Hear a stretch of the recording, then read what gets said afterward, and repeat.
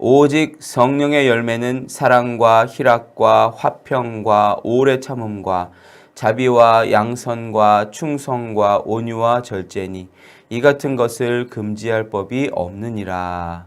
아멘. 계속해서 성령의 열매 시리즈에 대해 은혜를 나누고 있습니다. 오늘은 8번째로 성령의 사람이 맺어야 될 9가지 열매 중에서 온유의 열매에 대해서 은혜를 나누겠습니다. 온유 하면 여러분은 어떤 이미지가 떠오르세요? 어떤 상황에서도 화를 내지 않고 무조건 참는 이미지? 아니, 약간 우유부단, 약간 우물쭈물하는 모습? 아니면 그냥 무작정 참으면서 웃는 사람? 뭐 여러 가지 생각이 드시겠죠? 성경에서 온유한이라고 번역된 그 단어를 살펴보면 헬라어로 프라우스라는 단어를 사용하고 있습니다. 이게 무슨 뜻이냐면 사물의 부드러운, 아니면 뭐 짐승들에게 사용할 때는 유순한, 또는 사람들의 온화한, 이런 뜻을 가지고 있습니다.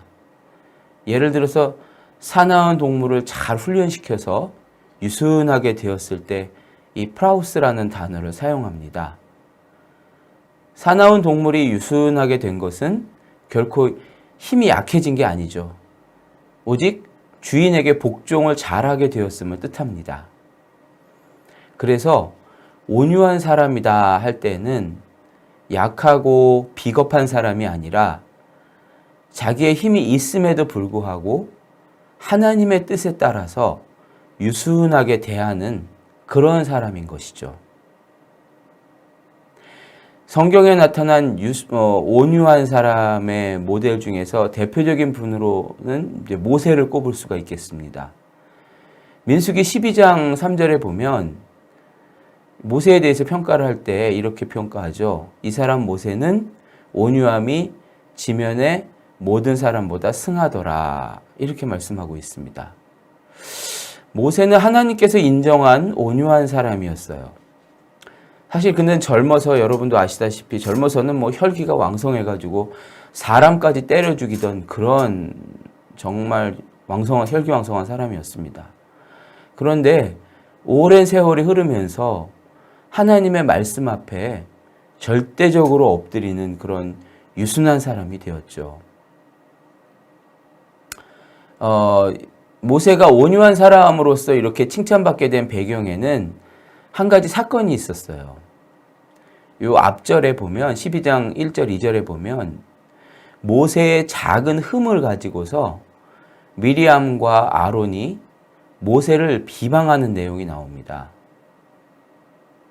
모세가 구스 여인을 아내로 맞아들였는데 형이었던 아론과 동생이었던 미리암은 이것을 비난하였습니다. 제가 잘못 표현했습니다. 죄송합니다. 어쨌든 형과 누나였던 미리암이 이것을 비난했어요. 이 일이 아내 십보라가 그러니까 모세의 아내가 십보라였잖아요. 십보라가 죽은 이후에 일어난 일인지 아니면 정말 모세가 잘못한 일이었는지에 대해서는 사실 기록에 남아있지 않기 때문에 정확하게는 확인할 수는 없습니다.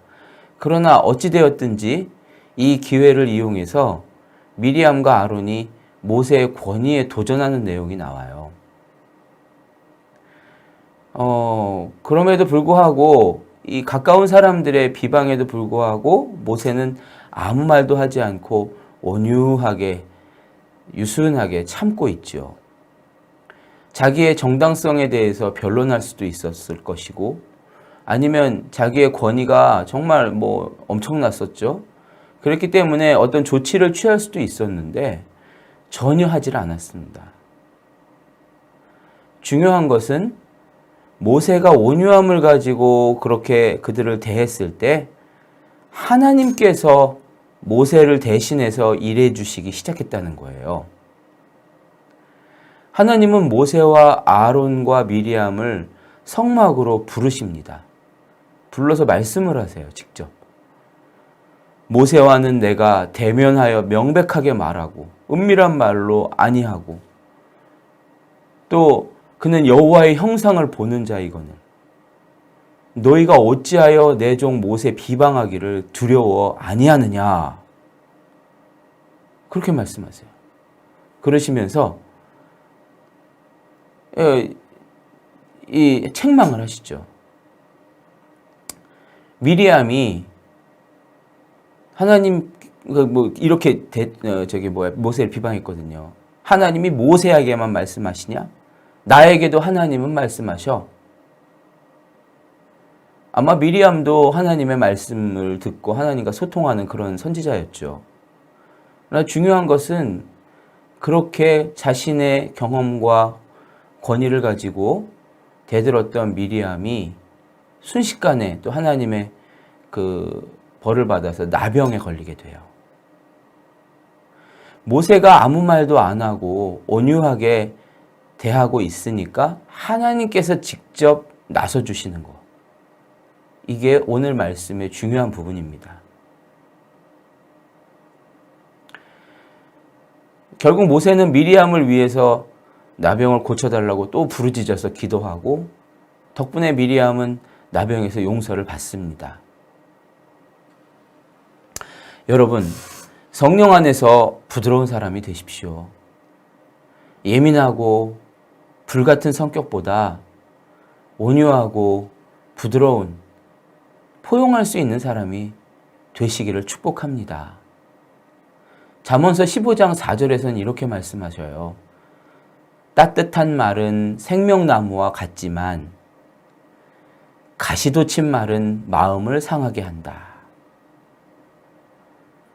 여러분의 말이 부드러우면, 따뜻하면 다른 사람을 살리고 생명을 줄 수가 있지만, 그리고 자기도 살 수가 있어요.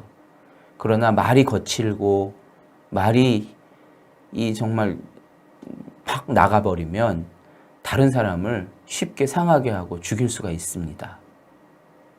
부부간에 온유하십시오.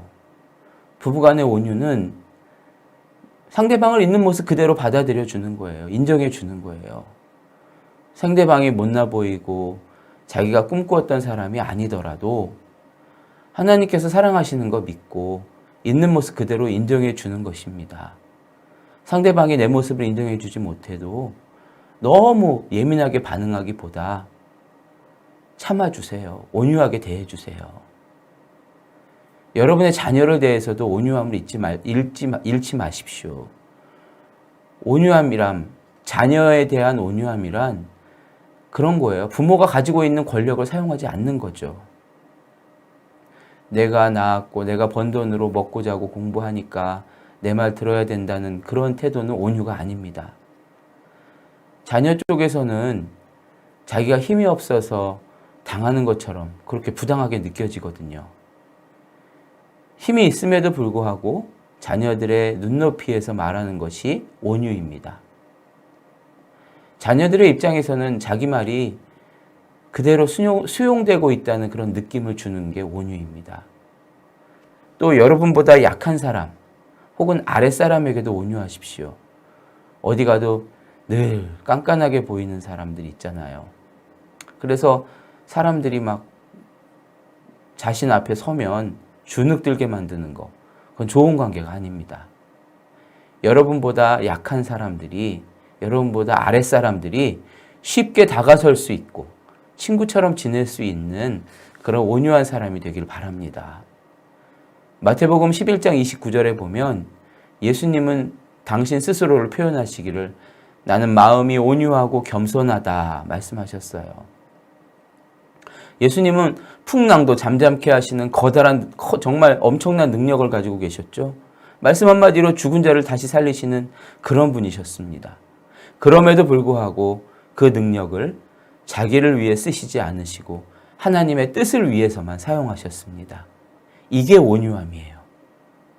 온유하다는 건 단순히 부드럽다는 것이 아니라 힘을 통제할 수 있고 하나님의 뜻을 위해서 합당하게 사용할 수 있는 게 온유입니다.